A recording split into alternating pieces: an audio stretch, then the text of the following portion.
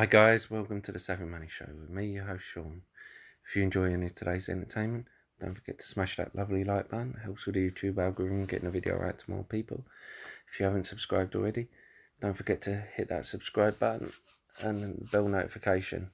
You'll be notified when a new video gets uploaded. I appreciate all of you giving up your valuable time to watch this video. Now, on with the show. Picks for today, Revlon. It's not going to be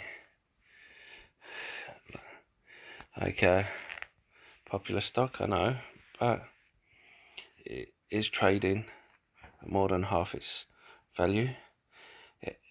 The reason why is has a 50% profit margin, is 80% inside ownership, and I'll give you a few more reasons. Now, it has improved the short-term debt. However, it does have a lot of long-term debt. Now, I expect it to have a good earnings date. The August one, I wouldn't expect the earnings to be too good, because most people, it will reflect most people in shutdown. But saying that, as I said before with another beauty store, in shutdown you will get a lot of people trying new styles. For instance, I've been picking up paperwork for some people who couldn't get out. They because they know they're not going to see people, they're trying new makeup styles, new hairstyles, and they're using a lot of makeup to do this. Styles they wouldn't usually try because the makeup will be on their face for a while, or because they're in a rush. No, they have the time to try these. Now, so you don't know, there may be an upturn. However, I think I wouldn't focus too much on this earnings date. The next earnings date will be the one to focus on, because you will have people who are starting to go out, and people will be buying more and more makeup. At this point, although people are allowed out, and yes, you will have people buying this stuff, you will have people who are not going out, as Mickey Flanagan says, not going out to restaurants as much, you're not going out to bars. But it's not just makeup. You know, when you have a bottle of shampoo that costs between 20p to £2, depending on the brand, to make, and you're charging like £5 to £20 to sell it, then you're still going to get a good profit margin. And people have been in lockdown for this long, they're going to go out and buy. Now, we are going to have a look at this.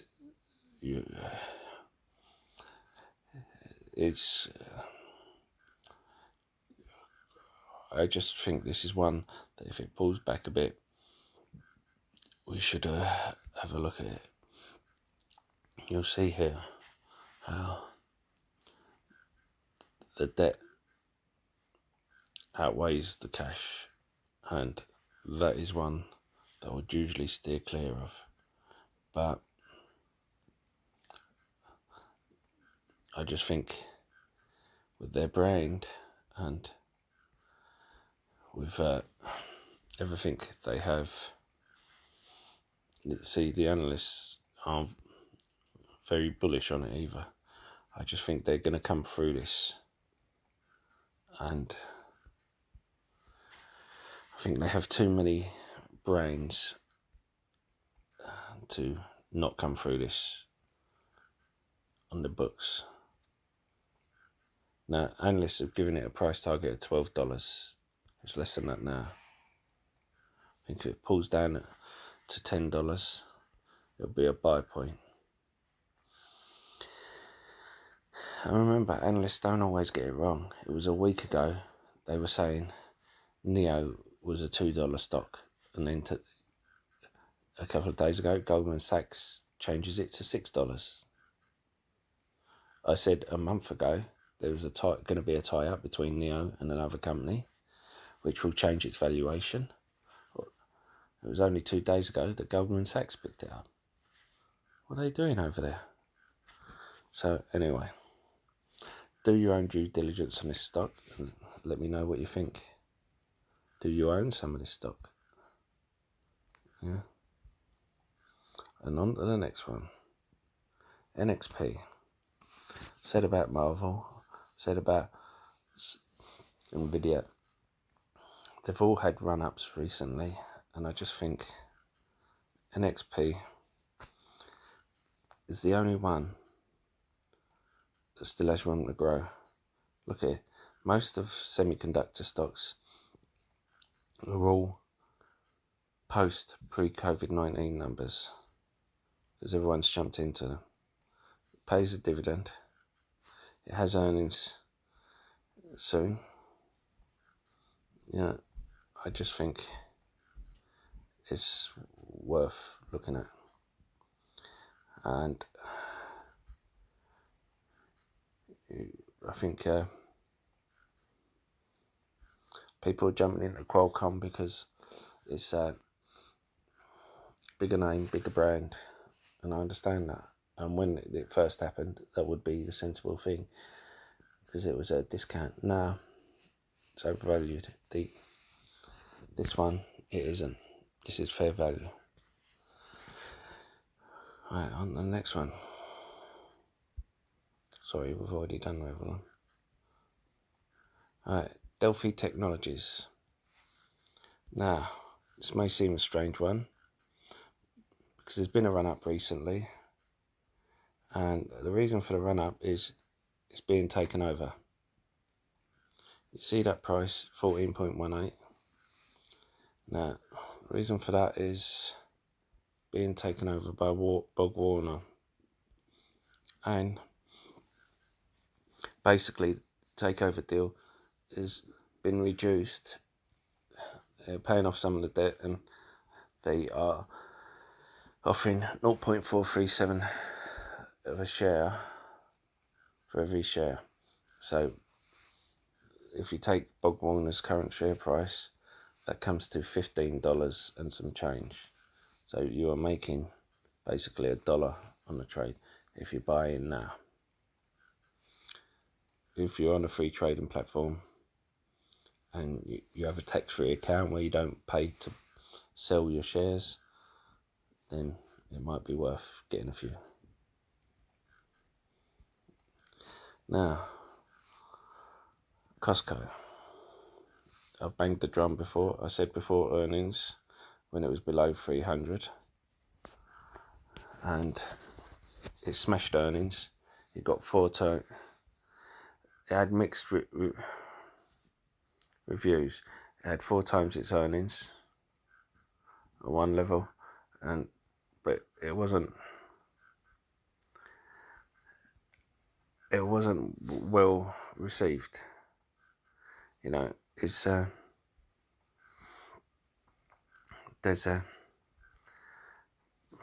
it's gone up and it's gone down basically. But what you've got to think about this one is, you know, that was basically where I said what you've got to think about this one is this is already well situated for post COVID-19. All these companies that are spending money, and remember Target, Home Depot and all that, they had great sales in the first quarter and second quarter. But what kind of dragged the first quarter down was their expenditure to prepare for COVID-19. These didn't have to, purely because they already have the wide aisles.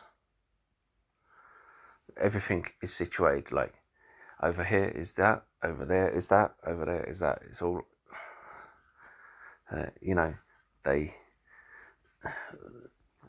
people said they weren't going to shop there because, because of the masks and gloves, and no masks, no gloves, no shop, no serve. And people say, oh, I'm not going to shop there then. But the sales aren't showing that.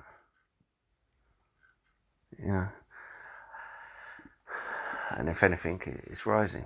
You get the stuff cheaper, you can get it in bulk, so you don't have to keep going out. And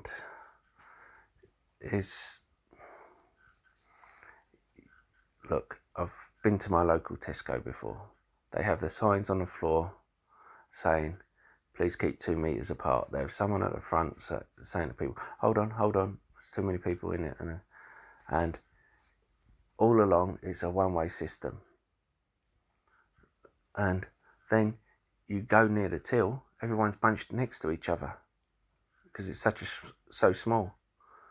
And if you're queuing up to be served by someone at the till, the self-checkout's right next to you. So you're not 2 meters apart when it comes to time to pay. With this, everything, or where they've put it up, so you could have the great big, what I call the builder's merchant trolleys going through. That is why it's so already prepared. Same with IKEA. It's already prepared because it has the big runways when you go to shop, when you go to pay. The only thing that doesn't have the big runways is when you're going to shop.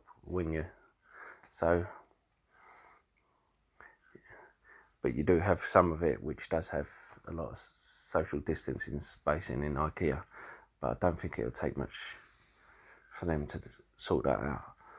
So I think Costco is still,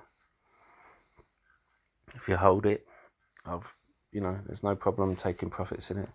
But at this price, I would hold it. It's well positioned. It gives a tiny dividend, let's face it. It's hardly worth worrying about, but dividend is a dividend. It's not going to do the home delivery like Walmart's, I've also spoke about. It's not going to be as good in the pharmacy area as Walgreen Boots, but we're hearing about retailers closing down, and let's have a look. One thing they don't say is, let's see if that's the wrong one. This is the wrong one.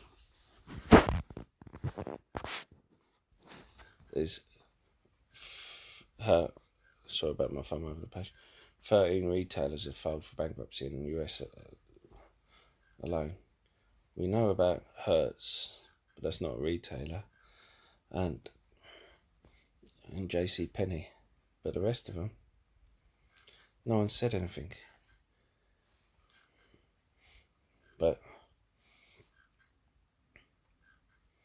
And don't forget that Simon Property Group is suing Gap, where they can't pay their rent. They can't trade. If they're being sued for non-payment of rent, they can't trade, they can't open their doors, they can't trade, they can't bring in any more money for the rest of the year. And they could end up in bankruptcy. And if they're the biggest tenant, then what's going to happen to Simon Property Group? All these retailers who filed for bankruptcy, you know, they're not going to find it easy to fill all this square footage. Now, they want to contact some of these companies like Vita Mojo, DoorDash, Grubhub, and try and license some of their technology so that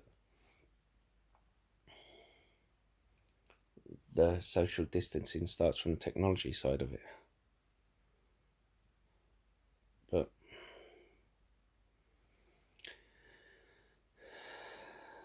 But these companies, they don't thrive on that sort of thing. They thrive on people going in to buy one thing and seeing other things and being enticed to buy like 10 or 11 other things. That's what the idea of the brick and mortar store over the online stores. It's the same as restaurants. They thrive solely on the bar. That's where the money is, and the bar space is going to be cut out because of social distancing, as well as all the tables. They're going to be like Disney when they first open, a break even. Anyway, let me know your thoughts in the comments below. Don't forget to hit the like and subscribe button, and I'll see you in the next video. Goodbye.